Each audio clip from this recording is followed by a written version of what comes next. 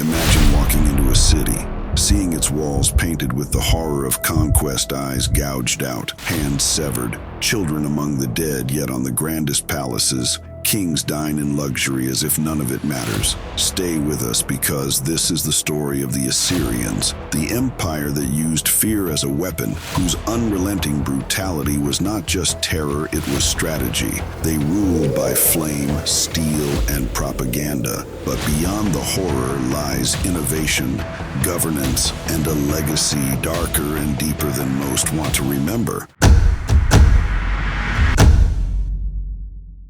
The story of the Assyrians begins not with conquest, but with survival. Nestled in northern Mesopotamia, around the city of Ashur, the early Assyrians lived under constant threat, nomadic tribes swooping in, shifting alliances, harsh terrain. To endure, they learned war early. It was from this crucible that the Middle Assyrian Empire emerged around 14th to 10th century BCE. Kings like Ashurban II, 934 to 912 BCE, revived territories lost, rebuilt fortresses, and re-established the Assyrian identity. He didn't just reconquer land, he fortified it, restored agriculture, and pushed the frontiers out with governors in place to watch over newly subdued lands. The Neo-Assyrian Empire, circa 10th to 7th century BCE, would later become the world's first real superpower, not because they had the most fertile lands, but because they invented some key tools of empire.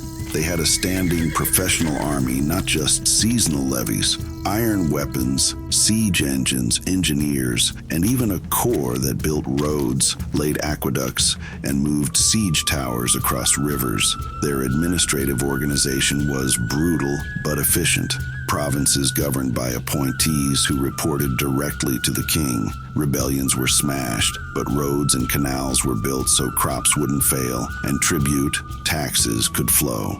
Records existed, tablets discussing inventory, food, correspondence, legal decisions. The library of Ashurbanipal, for example, housed tens of thousands of clay tablets, astronomy, medicine, myth, and proved the Assyrians were scholars and scribes as much as they were slayers. What truly set the Assyrians apart was not just force, it was terror. They didn't merely conquer, they crushed the will to resist. Ashurbanipal II is one of the best examples. After a rebellion, he flayed chiefs alive, impaled bodies, erected pillars of skulls. These were not incidental acts, they were carefully publicized. Reliefs on the palace walls, inscriptions carved into stone, posted in conquered cities, made sure everyone knew what would happen if they dared defy the king.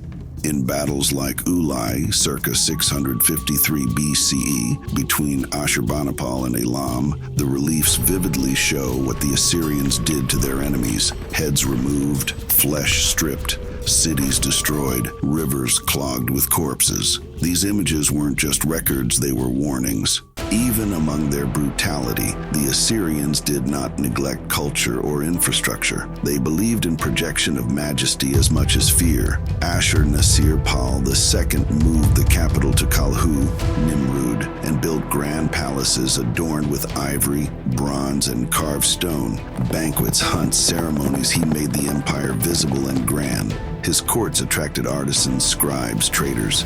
They had roads, messenger systems, possibly early postal networks, canals, irrigation systems to boost agriculture, legal codes with severe punishments but also with consistency, property laws, treaties, all making subjects aware that the king's power was everywhere. Violators would be punished, obviously sometimes gruesomely, but regular governance worked too. Certain Assyrian kings became almost mythical in their deeds. Tiglath Pileser III, 745 to 727 BCE, reformed the army and bureaucracy, greatly expanded empire, introduced mass deportations. Sargon II, 722 to 705 BCE, captured Samaria, made campaigns deep into Anatolia, established new capitals. Sennacherib, 705 to 681 BCE, who marched on Jerusalem during the reign of King Hezekiah. He boasted of destroying Azekah,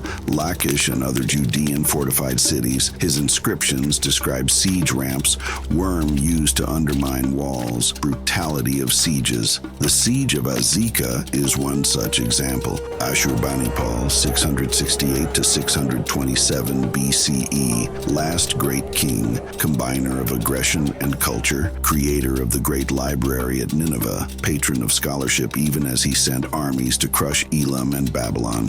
One of Assyria's most effective tools was deportation. Entire populations from rebellious territories were uprooted, resettled in faraway provinces, losing ties to homeland, language, culture. Why? To break resistance, reduce nationalism, and mix peoples so revolt would be harder. Propaganda in Assyria was like public relations run by fear. Reliefs, grand inscriptions, public banquets, animal hunts used to project divine kingship. The tagline of many Assyrian kings was something like, "I burned, destroyed, brought low, laid waste." It wasn't just conquest, it was a message delivered in blood and stone. That power built on fear often collapses under its own weight. By 612 BCE, a coalition of Babylonians, Medes, Scythians attacked and sacked Nineveh, the great capital. Internal strife, overextension, rebellions, logistical strain, assumptions of invincibility all played parts. But even after fall, Assyrian culture, texts, and innovation survived. Parts of their art,